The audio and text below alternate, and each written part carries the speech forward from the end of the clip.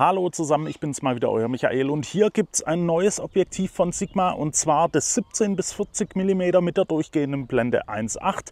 Dieses Objektiv ist der Nachfolger von dem, ich möchte es nicht legendär nennen, aber ich nenne es mal sehr beliebten 18 bis 35 mm mit der durchgehenden Blende von 1.8, was sich sehr gerne in Videoproduktionen und so durchgesetzt hat, weil man eben eine durchgehende Blende von 1.8 hat, was am APS-C-Sensor dann natürlich doch noch ein bisschen Unschärfe in den Hintergrund bringt.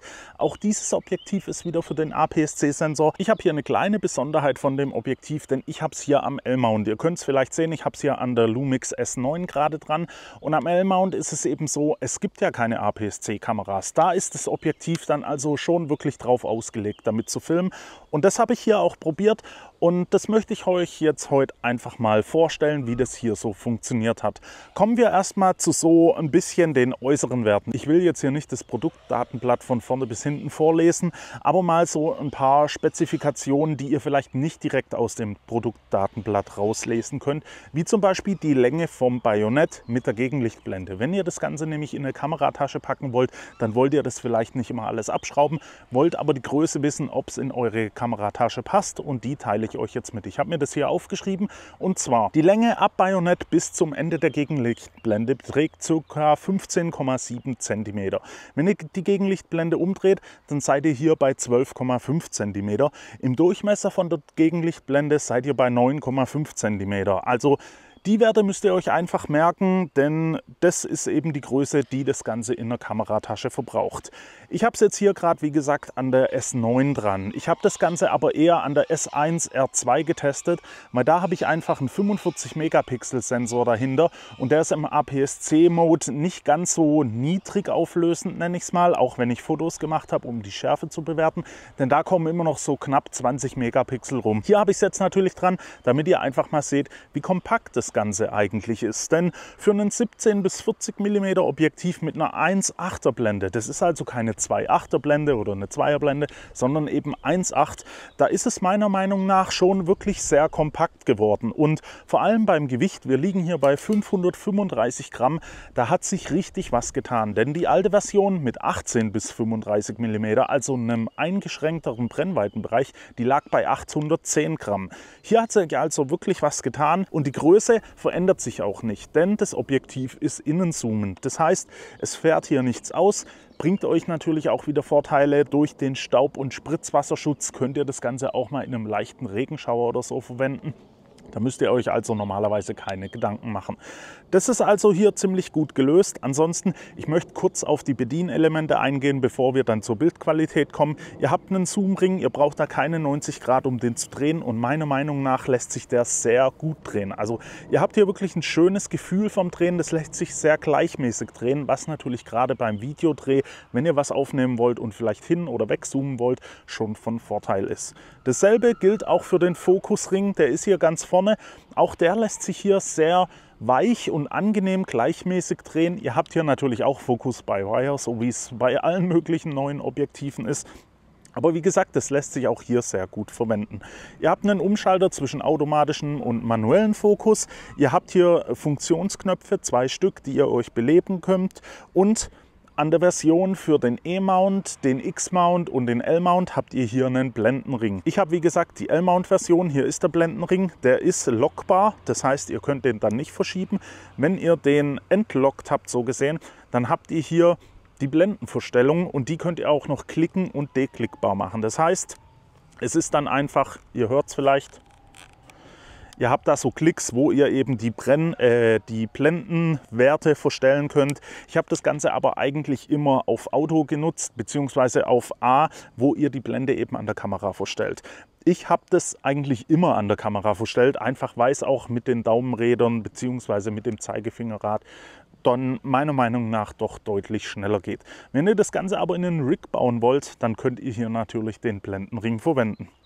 So, und dann Ich denke, zur Verarbeitung muss ich nicht weiter viel sagen. Das ist hier wirklich wie bei jedem Art-Objektiv von Sigma sehr gut gelöst und alles sehr sauber verarbeitet. Es macht also wirklich sehr viel Spaß, damit in der Hand zu arbeiten. Es hat einen 67 mm Filtergewinde, da könnt ihr also Filter nutzen, wie ihr wollt. Ihr müsst nur aufpassen, bei der Gegenlichtblende habt ihr hier keinen Durchgang. Ihr könnt da also den Filter nicht verstellen, wenn ihr die Gegenlichtblende montiert habt. Und ihr habt in diesem Objektiv keinen Bildstabilisator verbaut. Das ist nicht ganz so schlimm, denn die meisten neueren Kameras bieten euch einen IBIS, wo also der Sensor stabilisiert ist, und das macht auch hier, ja, ich sag's mal, Sinn, weil gerade in diesem Brennweitenbereich arbeitet die Kamera bzw. der Sensor Stabi einfach sehr, sehr gut. Wir haben hier, wie gesagt, 17 bis 40 mm. Das ist am Crop-Sensor dann eine Brennweite von ca. 25 bis 60 mm im Äquivalent. Das ist meiner Meinung nach eine sehr gute Brennweite, gerade eben zum Filmen mit einer Blende 1.8 dann natürlich, ich nenne es mal, schon sehr ansehnlich. Ich muss jetzt hier einfach mal gucken, hier zieht jetzt so langsam ein bisschen ein Gewitter auf. Mal schauen, wie lange wir das Video hier drehen können. Ich mache einfach mal direkt weiter mit der Bildqualität. Wie gesagt, ich habe es an der S9 zum Filmen benutzt, aber auch an der S1R2 mit den 45 Megapixeln zum Filmen und zum Fotografieren. Im APS-C-Modus bleiben da, wie gesagt, knapp 20 Megapixel übrig, und da muss ich sagen, die Bildschärfe ist schon wirklich sehr gut. Die 20 Megapixel werden da sehr gut ausgefüllt, und auch im Videobereich. Ihr kommt da dann immer noch auf 4,7K im Open Gate, und auch da wirklich eine richtig tolle Bildqualität, auch von den Kontrasten her und die Farbe, was das Objektiv darstellt, ist es wirklich sehr schön. Ihr habt in der Mitte eine richtig gute Schärfe, und auch im Außenbereich, selbst bei 17 mm im Weitwinkel, löst das Objektiv noch richtig toll auf. Abblenden bringt euch in der Mitte eigentlich fast gar nichts. Im Außenbereich wird es vielleicht noch einen Tick besser, aber das performt da wirklich schon auf sehr, sehr hohem Niveau. Der Autofokus funktioniert super. Also der ist schnell und vor allem sehr leise, was natürlich gerade im Videobereich auch wieder wichtig ist. Ihr müsst da ab und zu fokussieren und wollt dann natürlich, wenn ihr ein Mikrofon oben auf der Kamera habt, nicht den Ton vom Objektiv im Mikrofon haben. Das ist hier nicht der Fall. Also wie gesagt, super sauber, schnell und leise. Also da kann man gar nichts sagen, aber ich habe auch nichts anderes von Sigma erwartet. Die letzten Objektive von denen, die waren alle richtig gut, und auch hier ist das natürlich der Fall. Das Bokeh, da muss ich sagen, selbst im Weitwinkelbereich bei 17 mm, klar, ihr habt da natürlich ein bisschen mehr Brennweite dahinter, aber bei diesen 17 mm mit der Blende 1.8, da bekommt ihr im Hintergrund schon wirklich ein schön cremiges Bokeh.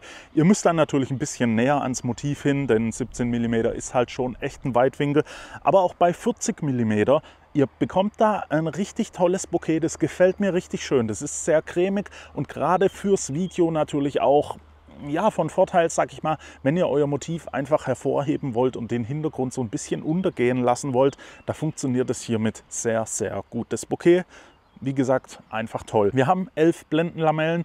Wenn ihr Sonnensterne wollt oder ihr wollt Blendensterne, kann ja auch sein, ihr fotografiert eine Lampe oder sowas, dann ist das jetzt hier so, die sind schon sehr soft. Also ihr bekommt da keine harten Strahlen raus oder irgendwie sowas. Das können andere Objektive dann doch schon deutlich besser. Mich stört es jetzt nicht, weil ich bin nicht so der Blendenstern-Fan, der Sonnenstern-Fan, der da seine einzelnen Strahlen braucht.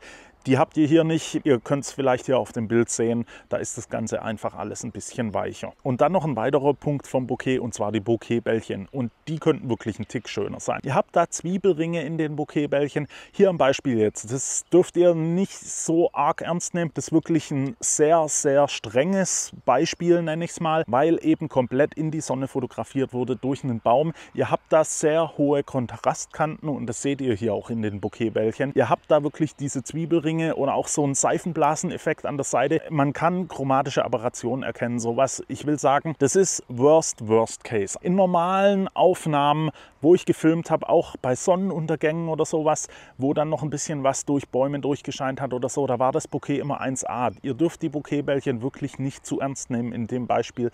Solange ihr jetzt nicht gerade irgendeinen Haufen Lichterketten fotografiert, werdet ihr das nie so sehen. Natürlich, wenn ihr damit auf den Weihnachtsmarkt gehen solltet und ihr habt da Stände, wo überall diese kleinen Lichterketten sind, dann wird euch das schon eher auffallen. Und da sage ich einfach mal, das geht besser. Das ist aber auch einer der wenigen, wenn überhaupt der Negativpunkt, welchen das Objektiv hier hat, dass die Bokehbällchen eben nicht so schön sind, dass ihr da so ein bisschen Zwiebelringe drin habt. Jetzt hat da nicht jeder ein Problem damit, das ist ja auch wieder ein Look für sich. Meiner Meinung nach muss es nicht unbedingt sein, und das ist so ein Punkt, wo ich sage, es geht besser, aber Wie gesagt, in allgemeinen Aufnahmen ist mir das so eigentlich nie aufgefallen. Und dann hatte ich es ja gerade vom Gegenlichtverhalten und da möchte ich auch drauf eingehen. Und beim Gegenlichtverhalten ist es einfach so, Flares und Ghosting sind fast nicht vorhanden. Also wenn ihr hier das seht, wie ich in die Sonne filme, auch wieder durch den Baum, dann seht ihr da eigentlich fast gar nichts an Flares und Ghosting. Ab und zu kann vielleicht mal ein bisschen was auftreten, aber wie gesagt, das ist auch wieder richtig provoziert. In normalen Aufnahmen, da wird euch das nie auffallen und da macht das Objektiv meiner Meinung nach auch einen richtig guten Job. Und wenn wir beim Gegenlicht sind, dann sind wir natürlich bei den harten Kontrastkanten, die wir auch gerade schon im Bokeh gesehen haben und kommen da dann zur chromatischen Aberration. Und da ist es auch wirklich so, in normalen Aufnahmen, ich konnte nichts feststellen. Chromatische Aberrationen, Low-Cast, die waren da alle kein Problem. Wenn ihr das Ganze herausfordert, also wirklich eine Sonne, eine scheinende Sonne hinterm Baum habt und da rein fotografiert, dann seht ihr chromatische Aberrationen. Ihr seht es hier im Beispiel jetzt sehr, sehr deutlich. Das ist bei 17 mm noch ein gutes Stück stärker als jetzt bei 40 mm und natürlich bei Offenblende. Alles bei Offenblende getestet. Das geht meiner Meinung nach natürlich auch besser. Wenn man es herausfordert, dann sieht man das einfach. Aber wie vorhin auch schon gesagt, in den normalen Aufnahmen, da war das alles gar kein Problem. Ich habe da jetzt gar kein Problem damit gehabt. Ich habe das wirklich erst feststellen können, beziehungsweise sehen können, wo ich den Test gemacht habe mit eben diesen hohen Kontrastkanten in den Bäumen. Es ist auch so ein Punkt, geht natürlich besser, aber meiner Meinung nach nicht wirklich störend. Auch die Low-Casts sind so bläulich-lila, die könnt ihr herausfordern, wenn ihr eben spiegelnde Kanten habt. Ihr seht es hier vielleicht an meiner Uhr, da sieht man das so ein bisschen, ist aber auch wirklich, ja, ich kann es nicht oft genug wiederholen, man muss es schon herausfordern. Ansonsten macht es hier wirklich einen sehr, sehr guten Job. Die Naheinstellgrenze liegt bei 28 cm, da kommt ihr also schon sehr gut hin, mit 40 mm natürlich, da seid ihr ungefähr in diesem Abstand und es funktioniert schon ganz toll. Ihr könnt da Nahaufnahmen machen, klar, es ist kein Makroobjektiv, dafür ist es aber auch nicht gebaut. Und gerade Videoaufnahmen, wenn ihr jetzt am Zoomen oder Fokussieren seid, dann kommt es ja so ein bisschen drauf an, ob das Objektiv vielleicht Focus Breathing hat. Und da kann ich euch beruhigen, das Objektiv hat, ich zeige es euch hier mal im Beispiel, so gut wie kein Focus Breathing. Egal ob bei 17 mm oder auch bei 40 mm, der Bildausschnitt, der verändert sich fast gar nicht. Also das sieht wirklich sehr, sehr gut aus. Es ist ja auch wirklich dafür gemacht eigentlich, für die Videografie, nenne ich es mal. Und da liefert es natürlich auch toll ab. Es ist auch so, das Objektiv ist meiner Meinung nach fast oder eigentlich parfokal. Wenn ihr von 17 auf 40 mm zoomt, da verschiebt sich die Fokusebene eigentlich gar nicht. Ihr seht es hier auch wieder im Beispiel, ich habe euch das mal aufgenommen. Es ist wirklich sehr gut für Videoproduktionen geeignet. Und dann kommen wir jetzt noch zum Preis. Es liegt bei 999 €.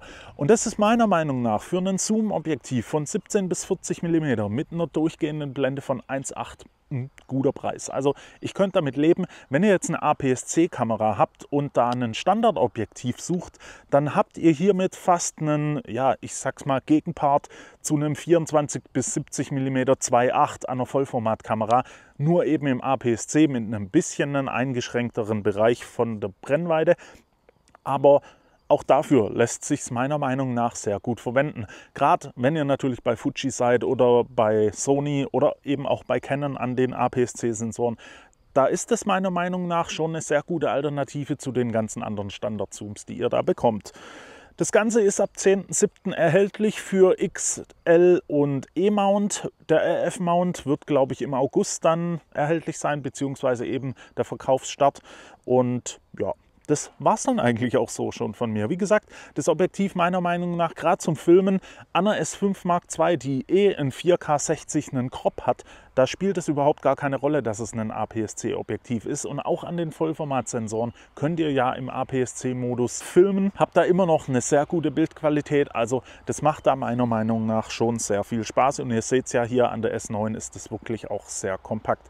Ich habe euch da ja hoffentlich jetzt genug Beispiele im Video gezeigt. Ich muss mal gucken. Es fängt jetzt hier auch schon an zu regnen. Deswegen, wenn euch das Video gefallen hat, lasst mir doch einfach ein Like da. Abonniert den Kanal für weitere Videos. Wenn ihr Fragen oder Anregungen habt, dann stellt die einfach in die Kommentare. Ich hoffe, dass ich die euch dann beantworten kann. Und dann sehen wir uns hoffentlich beim nächsten Mal wieder. Bis dahin wünsche ich euch eine gute Zeit. Ciao.